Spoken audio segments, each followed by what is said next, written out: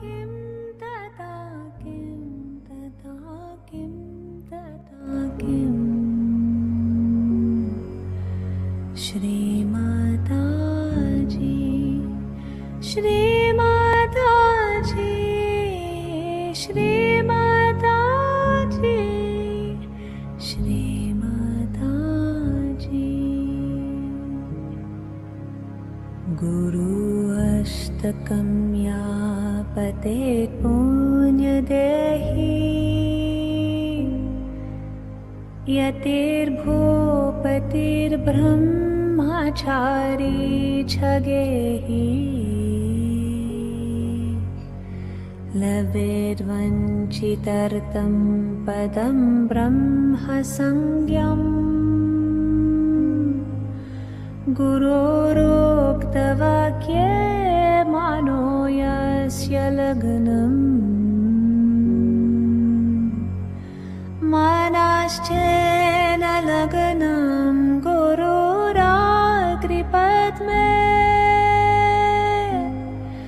तथा किं तथा किं तथा किं तथा किं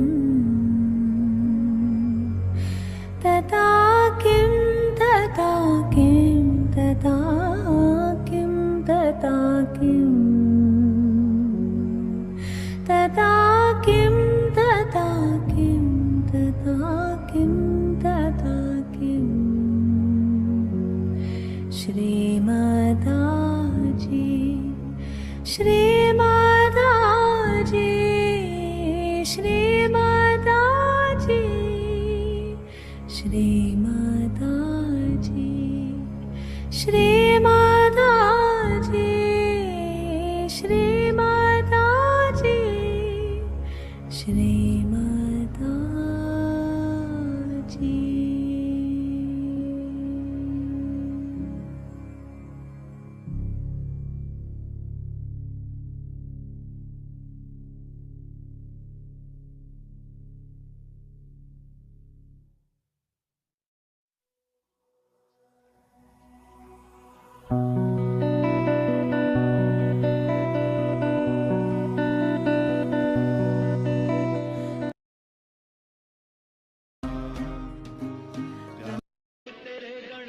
संग संग तेरे नाचे संग संग तेरे नाचे तेरा किसी ने भी वो तेरा किसी ने भी भेद न पाया कैसी माया भाई तुझको तो नंदी की सवारी ओ शंकर बोले भाई शैल विहारी त्रिपुरारी तेरी लीला प्रभु सबसे है न्यारी ओ शंकर भोले भले शैल विहारी त्रिपुरारी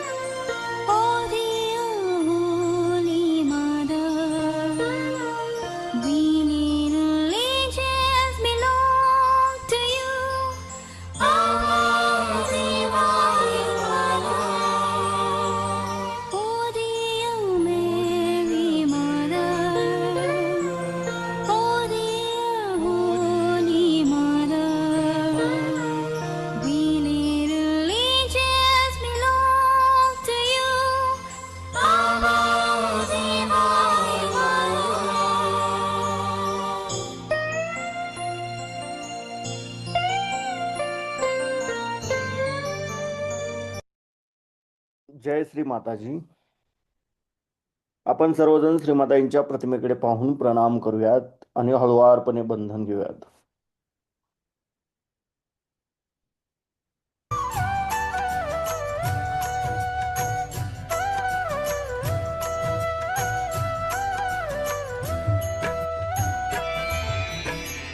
भाग्यवान हैं जिन्हें मिले हैं तेरे दर्शन तेरा प्यार. भाग्यवान हैं जिन्हें मिले हैं तेरे दर्शन.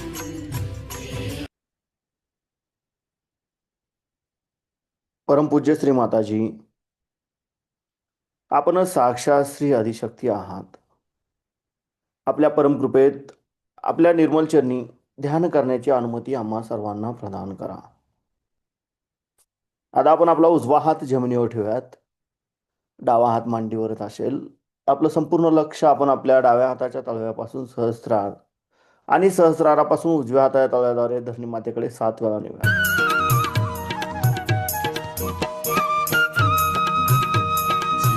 बुद्धि प्रदे देवी मुक्ति मुक्ति प्रदायिनी. बुद्धि प्रदे देवी मुक्ति मुक्ति प्रदायिनी. मंत्रमूर्ते सदा देवी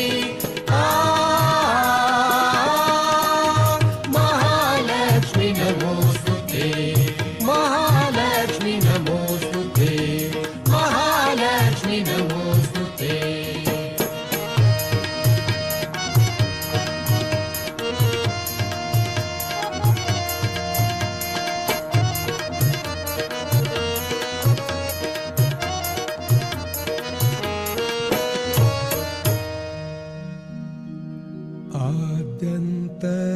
आद्यन्तरहित देवी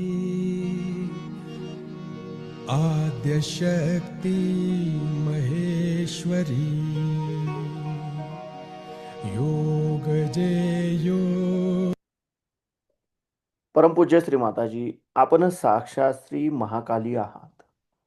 आपल्या परमकृपेत आमच्या डाव्या बाजूतील इडा नाडीवरील तमोगुणांचे सर्व दोष, सर्व बाधा हे या उजव्या हाताद्वारे पृथ्वी तत्वामध्ये समर्पित करून घ्या व आमची इच्छाशक्ती शुद्ध व निर्मल बनवा, जागृत बनवा. आता आपण आपला उजवा हात मांडीवर ठेवूयात आणि डावा हात कोपरा दाखवूयात, आकाश तत्वाकडे करूयात. आपलं संपूर्ण चित्त आपण आपल्या उजव्या हाताच्या तळव्यापासून सहस्रार आणि सहस्रारापासून डाव्या हाताच्या तळव्याद्वारे आकाश तत्वाकडे 7 वेळा नेऊया. योग संभूते महालक्ष्मी नमोस्तुते.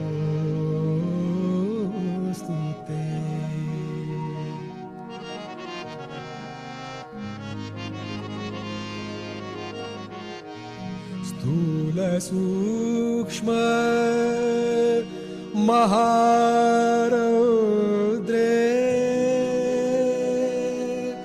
महाशक्ति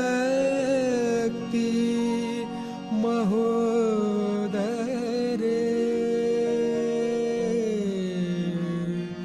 महापाप हरे देवी महालक्ष्मी नमो. परमपूज्य श्री माताजी, आपण साक्षात श्री हनुमानजी आहात. आपल्या परमकृपेत कृपा करून आमच्या उजव्या बाजूतील सर्व दोष, सर्व बाधा, आमच्या पिंगला नाडीवरील रजोगुणांचे सर्व दोष हे या डाव्या हाताद्वारे आकाश तत्वामध्ये समर्पित करून घ्या व आमची क्रियाशक्ती शुद्ध व निर्मल बनवा, जागृत बनवा. आता आपण आपले दोन्ही हात मांडीवर ठेवूयात. आपलं संपूर्ण लक्ष आपण आपल्या मध्य मूलाधार चक्रामध्ये गोलाकार क्लॉकवाईज 7 वेळा.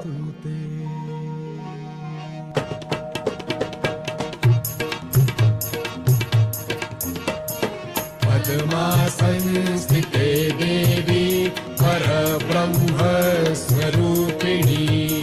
पद्मासनस्थिते देवी परब्रह्म स्वरूपिणी.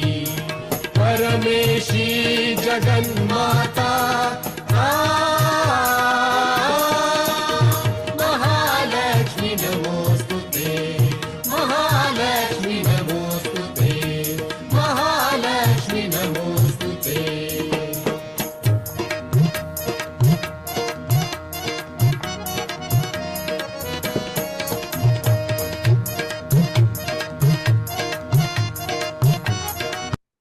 परमपूज्य श्री माताजी, आपण साक्षात श्री निर्मल गणेश आहात.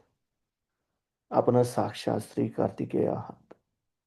आपल्या परमकृपेत आमच्या मुलाधार चक्राच्या उत्थानाच्या आड येणाऱ्या सर्व बाधा, आमच्यामध्ये श्री गणेश तत्व प्रस्थापित होण्याच्या आड येणाऱ्या सर्व बाधा कृपा करून हे पृथ्वी तत्वामध्ये समर्पित करून घ्या व आमच्यामध्ये श्री गणेश तत्व जागृत करा. कृपा करून आम्हाला श्री गणेशांसारखे अबोधित व पवित्र बनवा, जागृत बनवा. श्री गणेश साक्षात. ओम तमेव साक्षात श्री गणेश साक्षात श्री आदिशक्ती माताजी श्री निर्मला देवे नमो नमः.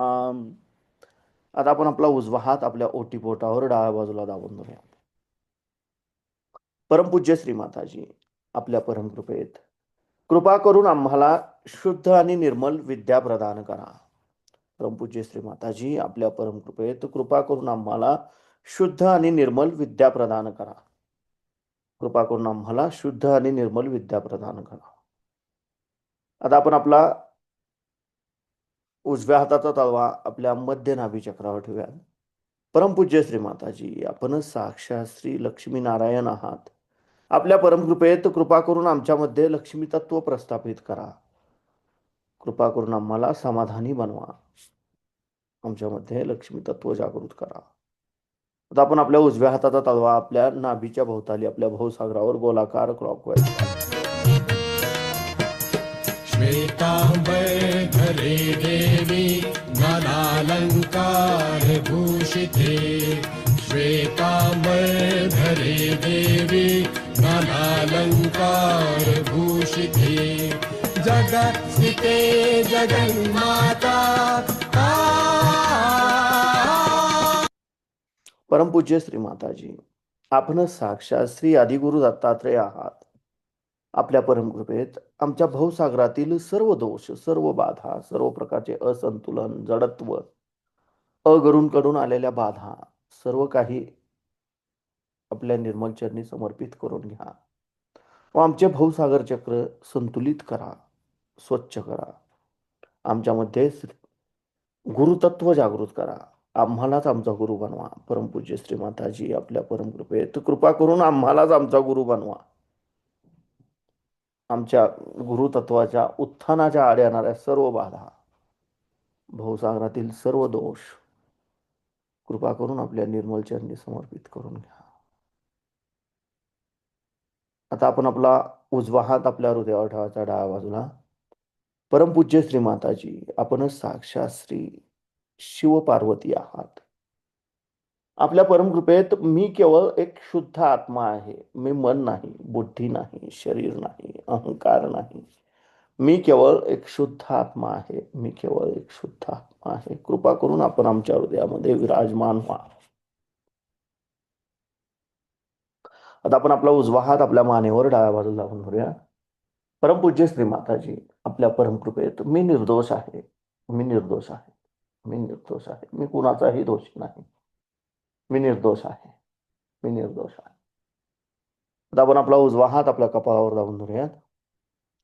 परमपूज्य श्री माताजी, आपल्या परमकृपेत मी माझ्यासहित सर्वांना अगदी हृदयापासून क्षमा केली आहे. माझ्या मनात कुणाबद्दलही राग नाही, द्वेष नाही.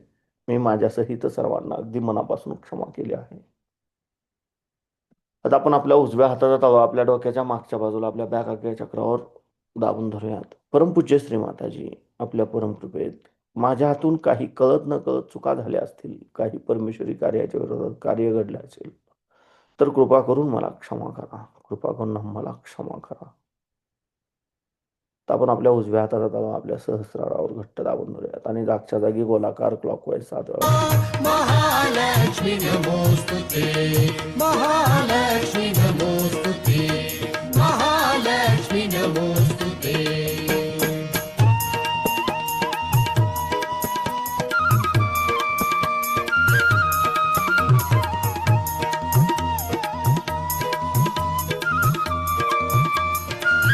ओ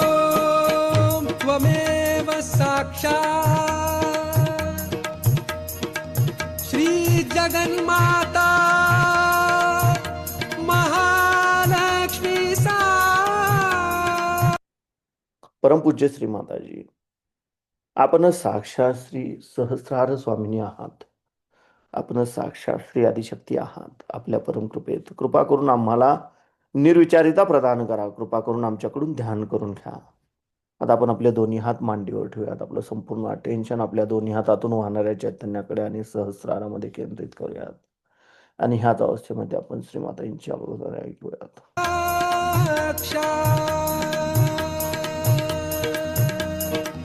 श्री निर्मला देवी नमो नमः.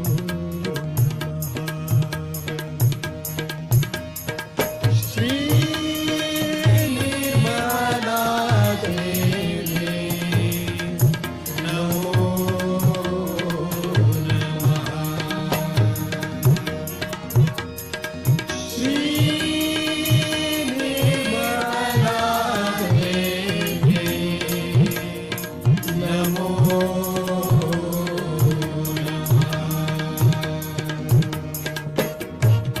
शक्तीला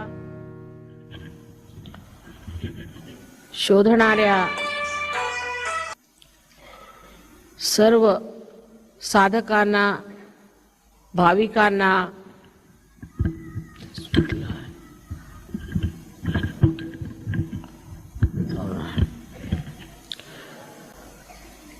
आमचा प्रणिपात. एवढ्या थोड्या वेळातच संगमनेरला सहयोगाची जी प्रगती पाहिली ते म्हणजे एक फारच मोठं समाधान आहे. कुंडलिनी शास्त्र आणि चक्रे हे एक गुप्त शास्त्र होतं.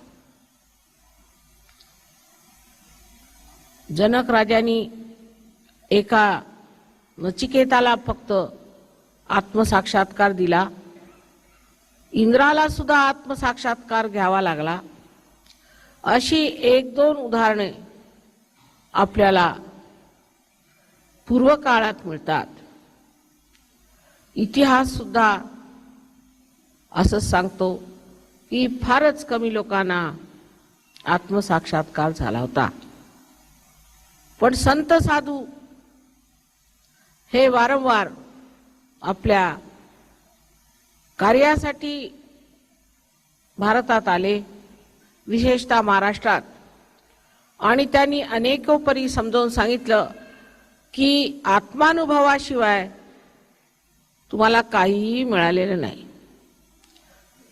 आंधळ्याला जशी दृष्टी नसते तशीच मानवाला जोपर्यंत तो आत्म्याला प्राप्त होत नाही तोपर्यंत त्याला सत्य कळू शकत नाही, केवळ सत्य कळू शकत नाही. धर्मानी फार तर फार मनुष्य सदाचरणी बनू शकतो, पण कोणत्याही धर्मातला मनुष्य, मग कोणत्याही तो जातीचा असे नाका, कोणत्याही वर्णाचा असे नाका, कोणतेही पाप करू शकतो. त्याला कोणी रोखू शकत नाही, कारण त्याला रोखणारी जी शक्ती ती आत्म्यामध्ये स्थित आहे आणि तो आत्मा अजून आपल्या चित्तात प्रकाशित झाला नाही. म्हणून ते सामर्थ्य माणसामध्ये नाही की ह्या पापाच्या प्रलोभनातनं तो मुक्त होईल.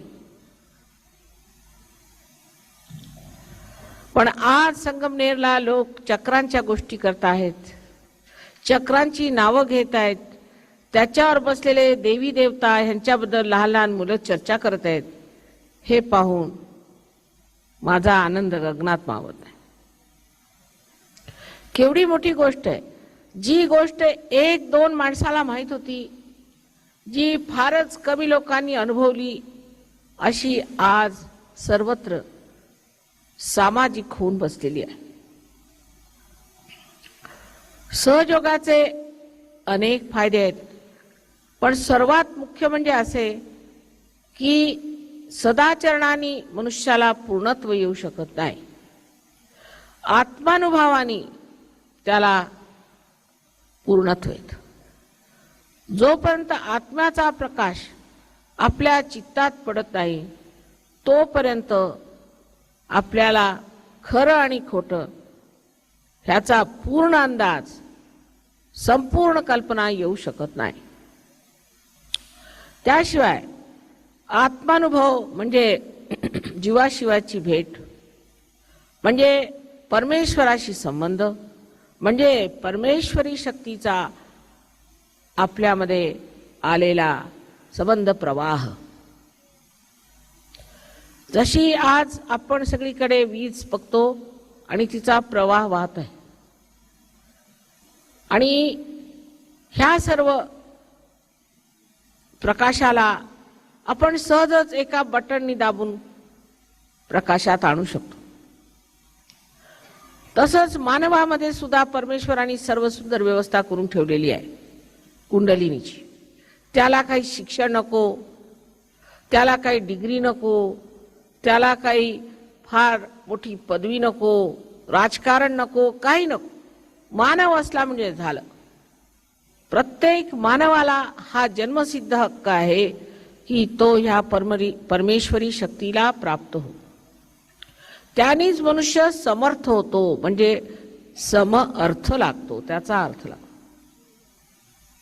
त्याशिवाय माणसाला काहीही किंमत नाही. आज मोठ्या खुर्चीवर बसला तर उद्या त्याला लोक लाथाडून टाकतील. पण संतांचं तसं नाही. संतांना लोकांनी किती त्रास दिला, किती छळलं, तरी आज सुद्धा लोक त्यांच्या नावाचं स्मरण करून स्वतःला धन्य समजतात. पण संतांना मानूनच कार्य होणार नाही. आम्ही या संतांना मानतो, त्या संतांना मागतो, अशी मी पुष्कळ मंडळी पाहिली. पण बघते काय की जे लोक संतांना मानतात त्यांच्यामध्ये संतांचे कोणतेच गुण आलेले नाहीत. नुसतं मानून आम्ही समजा कुणाला मानलं की हे फार मोठे आहेत, त्यांनी आम्हाला संतांचे अधिकार येत नाहीत. समजा जर आम्ही म्हटलं की आम्ही इंग्लंडच्या राणीला फार मानतो म्हणून आम्ही काही इंग्लंडच्या राणी होऊ शकत नाही, उलट जर आम्ही तिला भेटायला गेलो तर ती भेटणार सुद्धा नाही.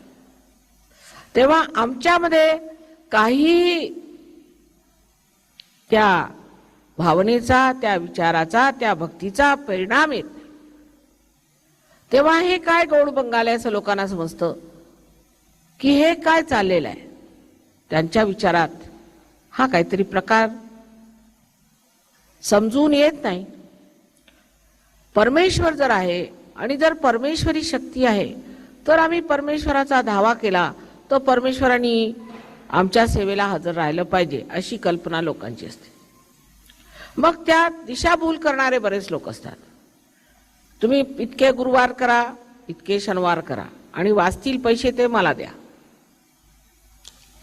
नाहीतर तुम्ही सप्ताह मांडा, अखंड भजन करा, अमुक करा, तमुक करा. अरे पण तुमचा योग झाला नाही, तुमचा संबंध झाला नाही, तुमचं कनेक्शन झालं नाही, तुम्ही टेलिफोन कुणाला करता. आत्मानुभव हा माणसाला मिळवला पाहिजे आणि मिळविता येतो, आणि तो मिळवल्याशिवाय माणूस हा अर्धवट राहून जाईल, त्याची पूर्ण स्थिती येणार नाही. ह्याचे अनेक फायदे आहेत. आता मी महाराष्ट्रामध्ये दुष्काळ फार आहे, त्याच्यावर विचार केला की ह्या दुष्काळाचा काय इलाज केला पाहिजे. दुष्काळाचा इलाज इथे झाडे असायला पाहिजे. झाडे नसली तर परमेश्वर कशाला इथे पाऊस घालेल. हे एक वर्तुळ आहे. त्या वर्तुळामध्ये जर इथे झाडे नसली तर पाणी येणार नाही, ते वर्तुळ पूर्ण होत नाही. जर तुम्ही इथे झाडे लावली तर पाणी येईल, पण झाडे लावण्याची सोय नाही. झाडे लावली तर लोक कापून येतात, कारण त्यांना सरपण नाही. तेव्हा त्याच्यासाठी काय करता येण्यासारखं आहे सहयोगामध्ये. सहयोगाची किंमत इतकी जबरदस्त आहे की ऑस्ट्रियामध्ये अशी परिस्थिती आली की तिथे ऍसिड रेन म्हणून, आता आपल्याकडे फार कमी आहेत इंडस्ट्रीज, तिकडे पुष्कळ आहेत, आणि त्याच्यामुळे त्याचे जे धूर आकाशात गेले त्याच्यामुळे एक ऍसिड रेन म्हणून पाऊस तयार झाला म्हणजे पावसामध्ये ऍसिड आलं, त्यामुळे ही झाडं मरू लागली. मरू लागल्यावरती त्यांनी असं सांगितलं की आता ह्या झाडाला जर कुणी वाचून दाखवेल तर त्यांना आम्ही फार मोठी पदवी देऊ. एक आपले सहयोगी ते UN मध्ये ॲग्रिकल्चरचे ॲडवायझर आहेत, फार मोठ्या पदवीवर आहेत. तर ते चैतन्यमय माझ्यापासून पाणी घेऊन गेले आणि 4 थेंब प्रत्येक झाडावर टाकलं. सगळी झाडं मरत होती. 60 वर्षाच्या वरची झाडं तर तगली नाहीत, पण बाकी सगळी तगली आणि व्यवस्थित आहेत. जर ही झाडं ऍसिड रेनला बचावून राहतात तर मी असा विचार केला की जर महाराष्ट्रात आपण ही एव्हरग्रीनची झाडं लावली जी सदा सर्वदा हिरवी असतात आणि त्यांना पाणी कमी लागतं, तर ह्या झाडांमुळे इथे पाऊस खूप पडेल. तसंच ही झाडं मनुष्य तोडू शकत नाही, कारण त्याची बांधणी असते की त्याला बुंध्याला मनुष्य पोचू शकत नाही. दुसरं, हे झाड जाळायच्या उपयोगाचं नाही, भुरकन जळून जाईल. तिसरं म्हणजे या झाडाला जे कोन्स असतात ते दगडी असतात, अगदी दगडासारखे असतात, पण खरोखर असतं ते लाकूड. ते लाकूड जर तुम्ही जाळलं तर तुम्हाला सरपणाला सुद्धा व्यवस्था होऊ शकते. पाऊस येईल, त्यांनी शेती ठीक होईल, आणखी त्यांनी तुम्हाला जे सरपण पाहिजे तेही व्यवस्थित मिळू शकतं. असा विचार मी केल्यावर मी ही झाडं इथं मागवली आणि आमचे सर्व जगातले जेवढे सहयोगी आहेत त्यांनी सढळ हाताने ती झाडं इथे आणून दिलेली आहेत. त्याच्यावर आता माझा प्रयोग चाललेला आहे. पण मला माहिती आहे हा प्रयोग अत्यंत यशस्वी होणार आहे, कारण त्याच्या आधी आम्ही सूर्यफुलावरती प्रयोग केला तर सूर्यफूल एवढं मोठं आलं, ते 2 माणसाला उचले ना. त्याच्यातली एवढ्या मोठमोठ्या बिया बघून कुणाला वाटणार आहे सूर्यफुलाच्या बिया आहेत. नंतर त्यांनी सांगितलं की आमच्या त्या जागेमध्ये तुम्ही तांदूळ लावू शकत नाही. तर म्हटलं आम्ही लावणार तांदूळ हमखास, आणि तेही आम्ही बासमतीचे लावले. 60 किलो तांदूळ लावले तर त्याच्या 70 पोती निघाली आमची. जर त्याच्या मी नुसते बीज तुम्हाला वाटलंय तर अनेक प्रकारे आपण आपली शेती वाढवू शकतो. पाण्याची व्यवस्था होऊ शकते, आणखीन आपल्याला शेती वाढवू शकतो. ज्या ठिकाणी सहयोग वाढतो, आरडगावला पाण्याचा एक थेंब नसायचा, अगदी सुकलेलं गाव होतं, तिथे त्या एड्या बाबळ्या होत्या फक्त आणि काहीही नव्हतं. तिथे सहयोग जमल्याबरोबर तुम्हाला आश्चर्य वाटेल की दगड फोडून लोकांनी पाणी काढलं. तिथे इतक्या विहिरी झाल्या. तसंच आमचं नांदगाव माझ्या आईचं माहेरघर होतं. मी गेले तर माझ्या डोळ्याला पाणी आलं तिथली स्थिती बघून. त्या ठिकाणी सहयोग जमल्याबरोबर तिथे मुळा नदीतनं दगड फोडून पाणी आलं आणि तिथे सगळं हिरवीगार झालं. सगळीकडे दुष्काळ असताना त्या आरडगावी मात्र दुष्काळ नाही. ही परमेश्वरी शक्ती आहे आणि तिला बरोबर समजतं कुठे जायचं. जे संतांना छळलं, जी संतांनी मेहनत केली, त्यावेळेला अशी सामाजिक परिस्थिती खराब होती की त्यांनी जे जे म्हटलं त्याच्याबद्दल त्यांना लोक छळत असत. जातीपाती विरुद्ध, धर्मांधते विरुद्ध या संतांनी एकटे उभे राहून झेंडे उभारले. ऋषी सरस्वतींचं असं म्हणतात की रस्त्यात जर एखादा कुठे शेंदूर फासून एखादा मनुष्य बसला असेल तर ते जाऊन त्या दगडावरती आणि थुंकत असत आणि त्या ब्राह्मणाला किंवा तो जो कोणी पैसे खाणार असेल त्याला झोडपून काढत असत. रामदास स्वामींनी कितीतरी शिव्या घातल्या आहेत. तुकारामांनी कितीतरी त्यांना सांगितलेलं आहे की जात पात सोडा. ह्या सर्व धर्मांधतेला एकदाच तुम्ही सोडून जर दिलं, नाना तऱ्हेच्या आपल्यामध्ये कुरीती आहेत, त्या कुरीतीमुळे लोकांना किती त्रास होतो. तर त्यावेळेला एकटा एक उभा राहिला, ज्ञानेश्वराला तू संन्याशाचा पोरगा म्हणून एवढं छळलं. 23 वर्षाच्या वयात काय ती ज्ञानेश्वरी, आणि त्याच्यानंतर लिहिलं अमृतानुभव पुस्तक. तर म्हणजे वाचलं की असं वाटतं की वा वा वा वा, परमेश्वराच्या साम्राज्यातच रमण होऊन राहिलेलं आहे. असं सुंदर पुस्तक 23 वर्षाच्या वयात ज्या विभूतीने लिहिलं, त्याला तू संन्याशाचा पोरगा म्हणून हिणवणारे हे महामूर्ख आजही समाजात आहेत. पण आता संतांना छळू शकत नाही. आता जर का संतांवर कुणी हात उगारला किंवा त्यांच्याकडे डोळे केले तर मात्र त्यांची दुर्गत होईल. कारण ते दिवस आता संपले. संतांनी केले तेवढे प्रयत्न केले, त्यांचा छळ केला, तुम्ही तेवढा केला, पण ह्या पुढे मात्र कोणत्याही संतांना जर कुणी हात घातला तर त्यांची दुर्गती झाल्याशिवाय राहणार नाही. ह्या संतांनी आता दुसरी कार्य करायची. सामाजिक जी घाण आपल्यामध्ये आहे, प्रत्येक तऱ्हेची घाण आपल्यामध्ये आहे. मुलींना आपण ज्या तऱ्हेने वागवतो, त्यांच्यासाठी हुंडा दे, त्यांच्यासाठी वाटेल तसं त्यांच्यावरती जबरदस्ती कर, जुलूम कर, त्यामुळे ह्या देशात गरिबी आहे. यत्र नार्या पूज्यन्ते तत्र रमन्ते देवता. ज्या ठिकाणी स्त्रीला पूजले जाते ती पूजनीय असायला पाहिजे आणि तिला पूजलं पण पाहिजे, तिथेच देवतांचे रमण होते. आणि ज्या देशामध्ये बायकांना अशा रीतीने वागवण्यात येतं, म्हणजे मुसलमानांपेक्षा आपण बत्तर आहोत. काही काही गोष्टी मुसलमानांपेक्षा बत्तर.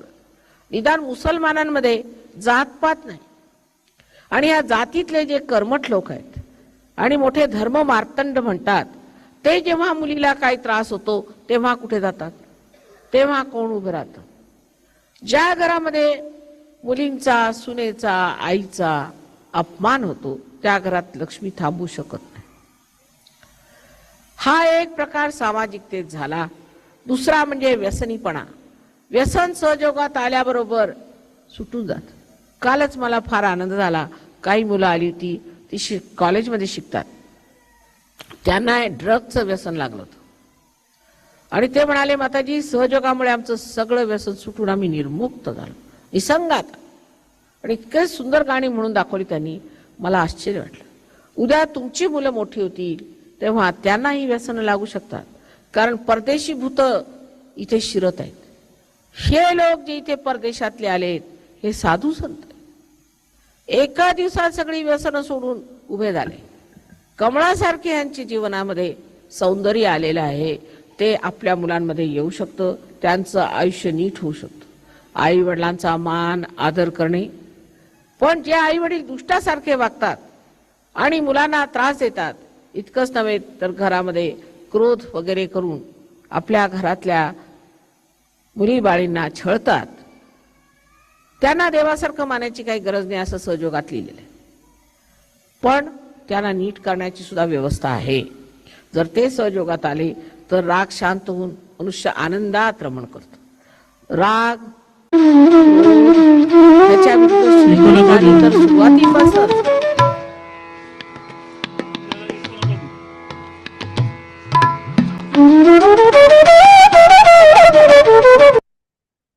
हळुवारपणे डोळे उघडूयात, श्री माताजींच्या प्रतिमेकडे पाहून प्रणाम करूयात आणि बंधन घेऊयात.